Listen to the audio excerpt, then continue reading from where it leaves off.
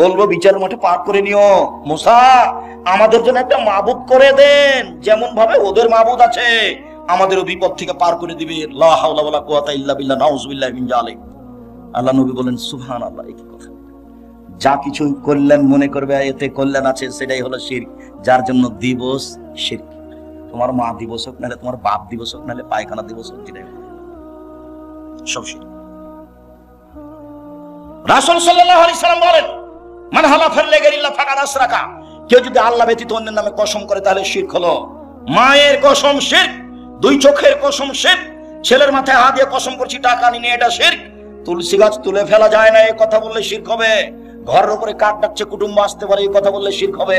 হাত থেকে গিলাস পড়ে গেল, কে আসবে, এই কথা বললে শিরক হবে।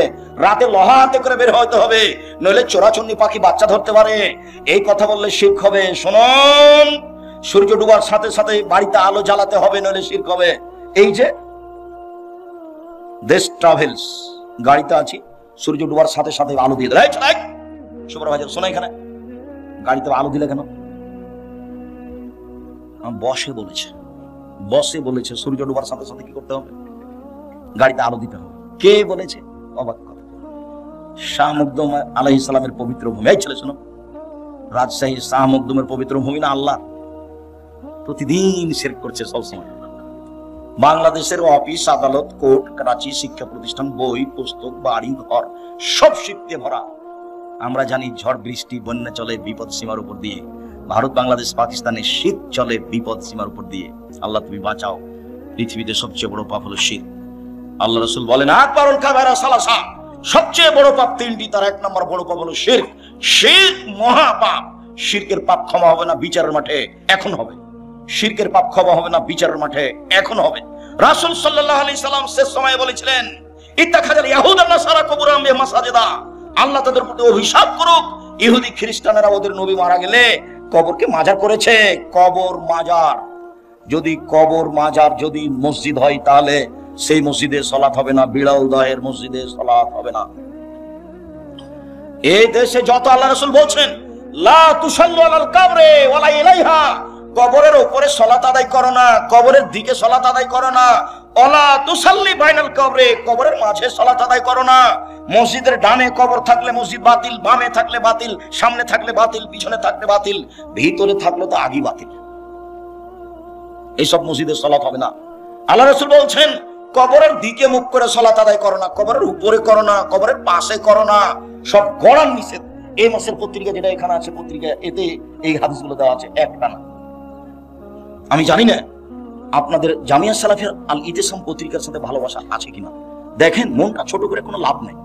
মাসে 30টা টাকা খরচ করে একটা পত্রিকা রাখবেন না, আমি দুঃখিত। লক্ষ লক্ষ টাকা তার পিছনে খরচ আছে। বিদেশি মহাদেশ দিয়ে সেই পত্রিকা লেখা হয়, যাদের থাকা ভিন্ন খাওয়া ভিন্ন, আর আপনি 30 টাকা মূল্যায়ন করতে পারলেন না? আপনার 30 টাকা আমার কাছে 30 লক্ষ। কেননা আপনি 30 টাকা দিয়ে ওকে মূল্যায়ন করলে এই কাজটা চলতে থাকবে। ওর পিছনে বহু মানুষ আছে। মুখে জাতিকে ফাঁকি দিনি, মিডিয়ায় জাতিকে ফাঁকি দিনি, কলমে জাতিকে ফাঁকি দিনি, কোথাও অপ্রয়োজনীয় কথা কর্ম লিখে কলম ভর্তি করিনি। সেটা যেটাই নেন, নামাজের উপরে নেন, দুয়ার উপরে নেন, আদর্শ পরিবার নেন, আদর্শ নারী নেন। আর আমার দিনী বোন যারা, তাদেরকে একটা কথা বলি, বেগম রোকেয়া বই লিখেছে অবরোধবাসিনী, মানে মহিলারা হলো অবরোধবাসিনী। সেই জন্য রংপুরের আরেকজন মহিলা বই লিখেছে কেন হবো অবরোধবাসিনী। অবরোধবাসিনী মানে অবাক কথা, আমরা কেন অবরোধবাসিনী হবো? যেগুলো যেগুলো অন্যায় করেছে সেগুলো বইয়ে উল্লেখ করা আছে। আর বইয়ের নাম হলো শিক্ষা বনাম জাহেলিয়াত। অন থেকে নিয়ে উপর পর্যন্ত প্রায় লেখাই বাতিল, সব হিন্দুদের মুশরিকদের লেখা, মুসলমান হলেও সবই প্রতারণা দিয়ে ভরা, মিথ্যে কথা দিয়ে ভরা, কুকুর শ্রীগালের নাম দিয়ে কবিতা লেখা আছে। যেটা বই পড়বেন সেটাই, যেটা বই উঠাবেন সেটাই মিথ্যা কথা, সেটাই প্রতারণা। যার জন্য বইয়ের নাম শিক্ষা বনাম জাহেলিয়াত। এটা শিক্ষা নয়, এটা প্রতারণা। একটা বাচ্চাকে ধোকা দিয়ে শিক্ষা দেওয়া যায় না। ছেলে মনে নাই তোমার? মনে নাই? কি মনে নাই বলেন তো, কি মনে নাই? হাতি শক্তিশালী প্রাণী, হাতি হলো সিংহ বনের রাজা, হাতি হলো সবার রাজা। তো এখন শিয়ালের কাছে তারা বিচার দিয়েছে যে হাতির বিচার করতে হবে। ও ঠিক আছে, করে দিব। তো শিয়াল হাতিকে গিয়ে বলছে, হাতি মশাই আপনাকে সম্মান জানার জন্য নদীর ওই পারে অনেকে আছে, আপনার অপেক্ষা করছে সবাই। তাই? খুব ভালো কথা, কিভাবে যেতে হবে? আমি আগে আগে যাচ্ছি, দেখেন। তো শ্রীগাল পানিতে নেমে সাঁতার দিয়ে চলে গেছে। তখন হাতি বলছে তাহলে আমিও যাই ভাবে। হাতি যখন পানিতে নেমেছে তো কি হয়ে গেল, ডুবে গেল। এই গল্পটা ছেলেদেরকে শিখাচ্ছে, এটা তুমি কি মনে করলে? এটা ধোঁকাবাজি, প্রতারণা। ওই লেখক অযোগ্য, ওর বাপ অযোগ্য, ওর জাতি অযোগ্য, ওর সবকিছু বাতিল। এই প্রতিষ্ঠান বাতিল। এইভাবে শিক্ষা যাদের ছেলে দেওয়া যাবে না। প্রতারণা, ধোঁকা। জামিয়া সালাফের সব ক্লাসের জন্য ভিন্ন বই আছে, আমরা নিজেরাই সব বই বের করছি, শুরু থেকে শেষ পর্যন্ত চেষ্টা চালাচ্ছি। জাতির কাছে মডেল হিসেবে প্রতিষ্ঠান পেশ করতে চাই। আপনার কাছে যেটা আমি দাবি রেখেছি সেটা হলো একটু দোয়া। আমি পরের বাক্য বলেছি যে আপনার 10টা টাকা ছাড়া জামিয়া সালাফে গড়ে যাকে, এটা আমি চাইনি। বিচার মাঠে আপনি ঠেকে যান, আমি এটা চাইনি। আপনি 10টা টাকা দিয়ে রাখলে আপনি বলবেন যে আমি জামিয়া সালাফে 10টা টাকা দিয়েছি। 23-24 তারিখে যাবেন, আমি যখন বলবো 10টা টাকা দিবেন, দিয়ে বলে রাখবেন যে আমি জামিয়া সালাফে 10টা টাকা দিয়ে শরীক আছি। প্রতি মাসে 32 লক্ষ বেতন লাগে, প্রত্যেকদিন বিকালে 50 থেকে 1 লক্ষ টাকা লেবার মিস্ত্রি বিল আছে, তো উপর থেকে তো এটা নেমে আসে না। ফকির ফাকরা আপনি আমি এরকমই দিয়ে চলে, এখানে কোনো বৃত্তশালী নেই, সাধারণ মানুষদের জামিয়া সালাফে চলে। আপনার যার জন্য আমি দাবি জানিয়েছি দোয়ার। সম্মানিত দিনী ভাই বোন, আমি আলোচনার শেষে চলে আসলাম। আমি আংশিকভাবে কষ্ট পেলেও আপনাদের বসে থাকাতে আমি খুবই খুশি হয়েছি। জাযাকুমুল্লাহ খায়র। সম্মানিত দিনী ভাই বোন, আমার উপদেশ মনে রাখবেন। এই ছেলে থামো। 5 ওয়াক্ত সালাত, 1 2 মনে রাখতে হবে। হালাল রুজি, 3 কোরআন তেলাওয়াত, 4 দুইজন যেখানে বসে আছে সেখানে না বসা, এটা উপদেশ। শিরক থেকে বাঁচতে হবে, তৃতীয় কথা। চতুর্থ কথা হলো 23-24 ডাঙ্গিপাড়ায় যেতে হবে। জোরালোভাবে অনুরোধ থাকছে, পুরুষ নারী সবাই যাবেন, আমি খুশি হব। 10টা টাকা হলো সহযোগিতা করবেন। আর সবাই বই পুস্তক নিয়ে যাবেন, কেউ খালি যাবেন না। আর আপনাদের প্রিয় আব্দুল্লাহর বই আছে, মিন্নাতুল বারি, বুখারী ব্যতিক্রম ব্যাখ্যা। এছাড়া দেখেন তাওজিহুল কোরআন তাফসির আছে, ব্যতিক্রম তাফসির। অন্যান্য বইগুলি, দুয়ার বই আছে, কেন নির্যাতন কি তার প্রতিকার, শিক্ষা বানান জাহেলিয়াত, সম অধিকার নেই মর্যাদা চাই, আদর্শ নারী আদর্শ পরিবার। আমার দিনী ভাই বোনকে বইগুলি সংগ্রহ করার জন্য অনুরোধ জানাচ্ছি। আমার হাতের ডান দিকে বইগুলি আছে, স্টেজের পাশেই। আর এখানে প্রতিষ্ঠান আছে, মাদ্রাসা, আপনারা সহযোগিতা করে যাবেন অবশ্যই। মসজিদে একামত হওয়ার আগে দাঁড়িয়ে যান, এটা কি হাদিস দ্বারা? জি না, একামতের আগে কেউ দাঁড়াতে পাবে না। একামত যখন শুরু হবে তখন দাঁড়াবে, তার আগে কেউ দাঁড়াতে পাবে না। আচ্ছা, বারাকাল্লাহ, জাযাকুমুল্লাহ। শায়েখ আসসালামু আলাইকুম। কোন মৃত ব্যক্তি স্বপ্নে আমাকে ডাকলে এর কোনো প্রভাব পড়বে কি? জি না, কোনো প্রভাব পড়বে না। যেই স্বপ্ন খারাপ লাগে সেটা কাউকে বলবেন না। নাউজুবিল্লাহ মিন জালিক বলবেন, 3 বার থুতু বামে দিবেন, 2 রাকাত সালাত আদায় করে নেবেন। ওই স্বপ্নের কোনো প্রতিক্রিয়া থাকবে না, দূরত্ব নেই। পরিস্থিতি যখন বলছে সফর, তখন কসর করবে। আসসালামু আলাইকুম। শায়েখ,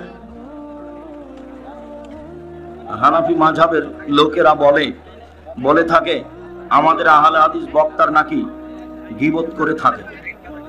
কে জানে তোমাদের কোন বক্তা গীবত করে কিনা জানি না। আমি তো হানাফি মাযহাবী নিয়ে কোনোদিন কথা বললাম না। বললে তো আমার কথা বলতে হবে। ওই বক্তাই মানুষের বদনাম করে, তুমি দেখো নেট খুলে। হিরো সাহেব সালাম নিবেন।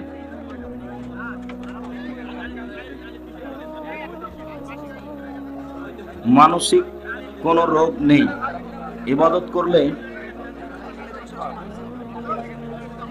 এর জন্য।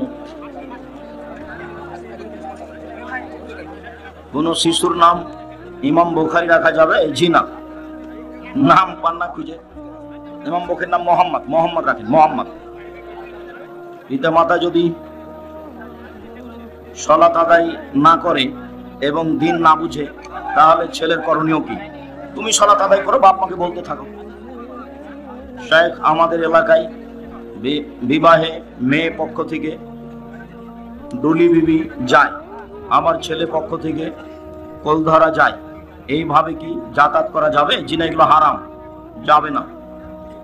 বিয়েতে বউ ভাত অনুষ্ঠানে কোনো উপহার নেওয়া যাবে? বউ ভাত হারাম, উপহার ওই অনুষ্ঠানে হারাম। আমি অন্যের জমি লিজ নিয়ে পেঁয়াজ রসুন ভুট্টা অন্য ফসল চাষাবাদ করি, এক্ষেত্রে আমার ওসর ব্যবস্থা কি হবে? পেঁয়াজের রসুনের ওসর লাগবে না, আলুর লাগবে না, বেগুনের লাগবে না, তরি তরকারি লাগবে না, সবজির লাগবে না। লাগবে ধান, সরিষার, যার নাম শস্য 18 মণ 30 কেজি হলে ভাড়া নেওয়া জমিতেও ওসর দিতে হবে।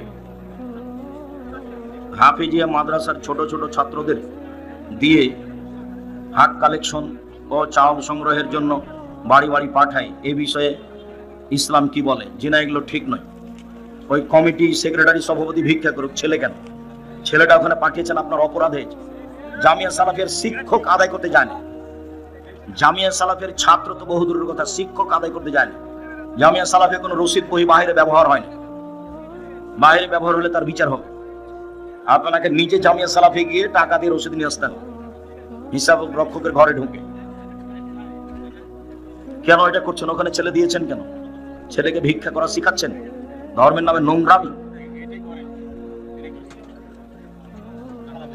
পিতা যদি বিড়ি খায় তাহলে ছেলের করণীয় কি? নিষেধ করবে সম্ভবপর।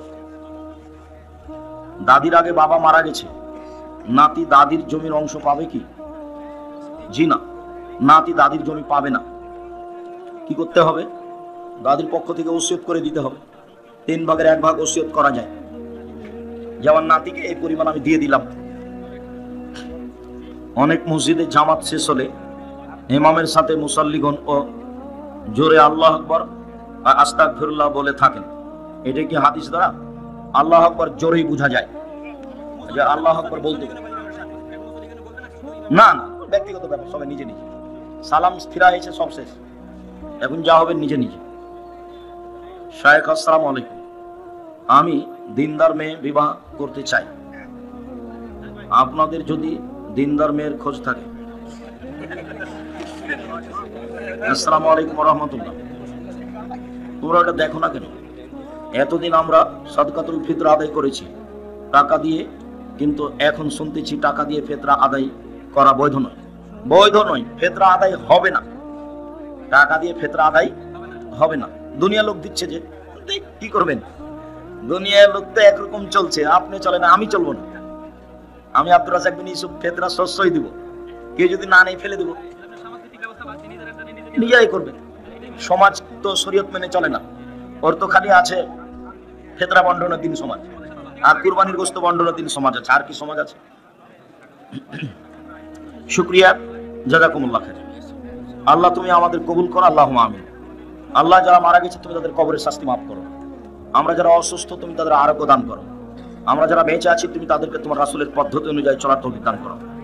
আজকের শীতের আলোচনা অন্যান্য গুরুত্বপূর্ণ আলোচনাগুলি মেনে চলার তৌফিক দান করো। তোমার দরবারে এই জোরালো দাবি রেখে আজকের আলোচনা শেষ করছি। যদি টাকা না থাকে তো একটা পত্রিকা হাতে করে যাবেন, কেউ এমনি যাবেন না, মানে 30 টাকা যেন আপনার কাছে ভারী না হয়। পারলে সব বই নিয়ে যান, নাহলে একটা বই হাতে করে যাবেন, একটা পত্রিকা হাতে করে যাবেন, আপনার নিজস্ব পত্রিকা, এটা আপনাকে মনে করতে হবে।